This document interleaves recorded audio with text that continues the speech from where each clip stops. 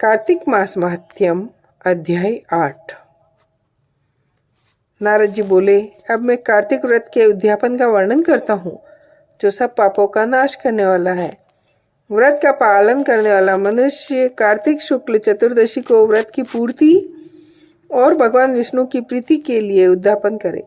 तुलसी के ऊपर एक सुंदर मंडप बनावे, उसे केले के खंभों के संयुक्त करके नाना प्रकार की धातुओं से उसकी विचित्र शोभा बढ़ावे।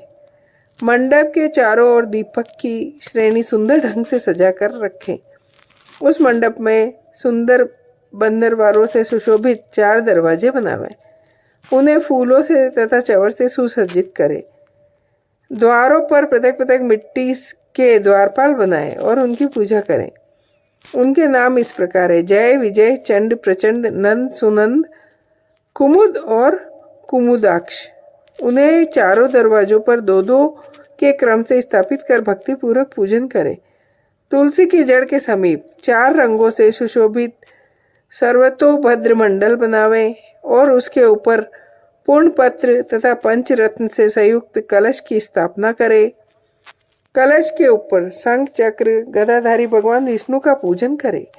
भक्ति पूर्वक उस तिथि में उपवास करे तथा रात्रि में गीत, वाद्य, कीर्तन आदि मंगलमय आयोजनों के साथ जागरण करे। जो भगवान विष्णु के लिए जागरण करते समय भक्ति पूर्वक भगवत संबंधी पदों का गान करते हैं, वे सैकड़ों जन्मों की पाप राशि से मुक्त हो जाते हैं।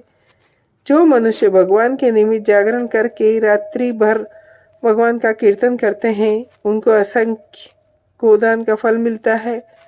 जो मनुष्य भगवान की मूर्ति के सामने नृत्य गान करते हैं, उनके अनेक जन्मों के एकत्रित पाप नष्ट हो जाते हैं।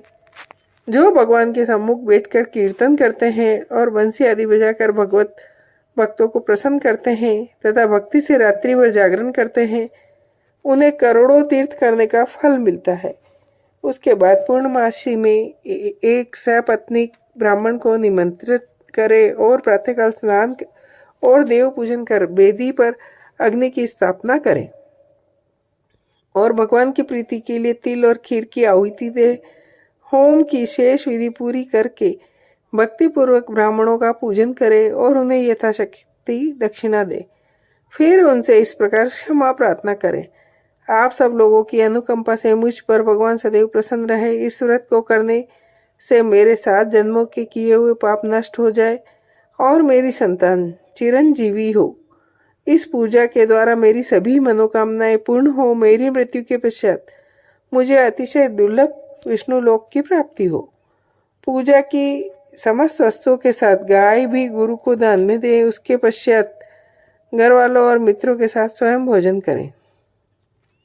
भगवान द्वादशी तिथि को शयन से उठे, त्रयोदशी को देवताओं से मिले, चतुर्दशी को सबने उनका दर्शन पूजन किया, इसलिए उस तिथि में भगवान की पूजा करनी चाहिए। गुरु की आज्ञा से भगवान विष्णु की सुवर्णमयी प्रतिमा का पूजन करें। इस पूर्णिमा को पुष्कर तीर्थ की यात्रा श्रेष्ठ मानी गई है।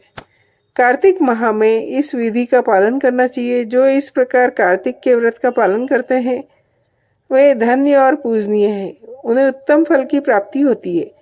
जो भगवान विष्णु की भक्ति में तत्पर हो कार्तिक में व्रत का पालन करते हैं, उनके शरीर में स्थित सभी पाप तत्काल नष्ट हो जाते हैं। जो श्रद्धा पूर्वक कार्तिक के उद्यापन का महात्म्य सुनता या सुनाता है, वह भगवान विष्णु का सायुज्य प्राप्त करता है। जय हो।